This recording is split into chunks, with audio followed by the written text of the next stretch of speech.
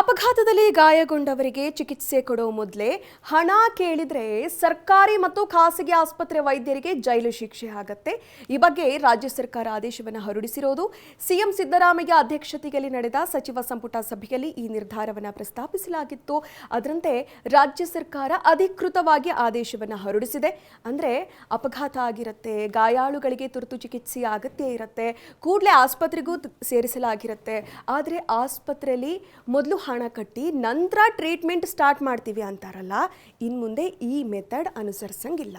ಯಾವುದೇ ಗಾಯಾಳು ಯಾವುದೇ ಟೈಮ್ಗೆ ಬಂದರೂ ಕೂಡ ಹಣ ಕಟ್ಟಿಸಿಕೊಳ್ಳೋದಕ್ಕಿಂತ ಫಸ್ಟ್ ಟ್ರೀಟ್ಮೆಂಟ್ನ ಸ್ಟಾರ್ಟ್ ಮಾಡಬೇಕು ಅಂತ ಸರ್ಕಾರ ಹೇಳಿದೆ.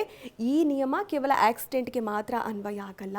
ಇದರ ಜೊತೆಗೆ ಬೆಂಕಿ ಅವಘಡದಲ್ಲಿ ಗಾಯಗಳಾಗಿದ್ದರೆ ಅಥವಾ ಹಲ್ಲೆಗಳೇನಾದರೂ ಆಗಿದ್ದರೆ ಅಥವಾ ಆಕಸ್ಮಿಕ ಘಟನೆಗಳೇನಾದರೂ ಸಂಭವಿಸಿ ಗಾಯಗಳಾಗಿದ್ದರೆ ಅಂಥವರಿಗೆ ಮೊದಲು ಚಿಕಿತ್ಸೆನ ನೀಡಬೇಕಾಗತ್ತೆ ಅಂತ ಸರ್ಕಾರ ಆದೇಶವನ್ನು ಹೊರಡಿಸಿದೆ.